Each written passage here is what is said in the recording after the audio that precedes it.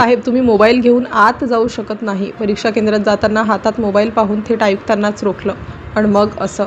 त्या दिवशी सकाळपासूनच वातावरण थोडं गंभीर होतं. 10वीची परीक्षा सुरू होती. विद्यार्थ्यांसाठी हा आयुष्य बदलणारा दिवस होता.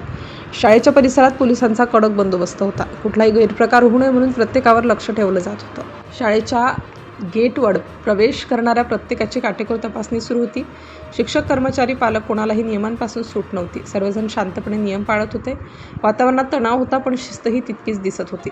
गेटवर एक महिला कॉन्स्टेबल उभी होती. चेहऱ्यावर गंभीर भाव, डोळ्यात सतर्कता आणि कर्तव्याची जाण स्पष्ट दिसत होती.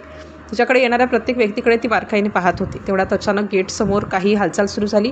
काही पोलीस कर्मचारी अचानक सावध झाले. बाहेरून एक सरकारी गाडी येताना दिसली. गाडी पाहताच तिथे उभ्या असलेल्या कर्मचाऱ्यांमध्ये कुजबूज सुरू झाली.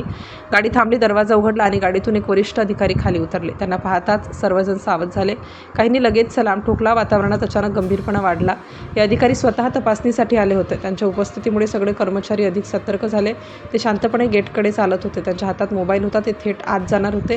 गेटवर उभी असलेली महिला कॉन्स्टेबल त्यांच्याकडे पाहत होती. तिला कळलं होतं की हे वरिष्ठ अधिकारी आहेत, पण तिच्या चेहऱ्यावर कोणताही बदल नव्हता. ती तितक्याच शांतपणे उभी होती. ते अधिकारी गेटजवळ आले. काही कर्मचारी बाजूला सरकले. वाट मोकळी झाली. सर्वांना वाटलं आता ते थेट आत जातील. कोणी काही बोलणार नाही. पण पुढच्या क्षणी जे घडलं ते सगळ्यांना थक्क करून गेलं.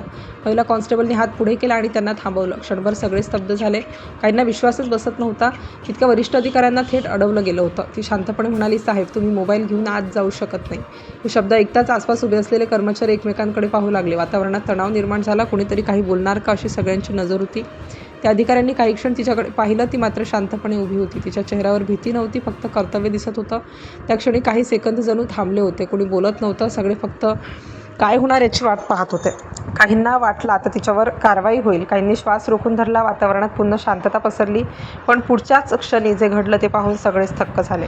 त्या अधिकाऱ्यांनी हलकंसं स्मित केलं. त्यांनी मोबाईलकडे पाहिलं आणि मग शांतपणे मोबाईल जमा करण्यासाठी पुढे गेले. महिला कॉन्स्टेबलने मोबाईल स्वीकारला. नियमाप्रमाणे नोंद झाली आणि मग त्यांना आत जाण्याची परवानगी दिली.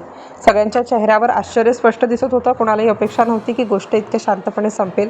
अधिकारी आत गेले. तपासणी पूर्ण केली. परीक्षा केंद्रात सर्व काही व्यवस्थित असल्याचं पाहिलं. तपासणी संपल्यानंतर ते पुन्हा गेटवर आले. महिला कॉन्स्टेबल अजूनही तिथेच उभी होती. ते तिच्यासमोर थांबले. तिला पाहून त्यांनी कौतुकाने मान हलवली आणि तेव्हा सगळ्यांसमोर त्यांनी नियम सर्वांसाठी सारखे असतात. तुम्ही तुमचं कर्तव्य प्रामाणिकपणे पार पाडलं.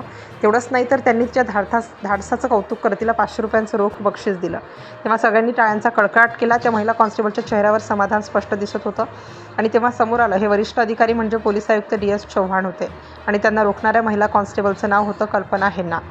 नगरमधील या घटनेने देशभरात चर्चा रंगली. कारण एका घटनेने दाखवून दिलं की पद मोठं असलं तरी नियम त्याहून मोठे असतात आणि कर्तव्यापुढे कोणतंही पद लहानच असतं. सॅल्यूट त्या महिला कॉन्स्टेबलला आणि सॅल्यूट अशा प्रामाणिक कर्तव्य भावनेला.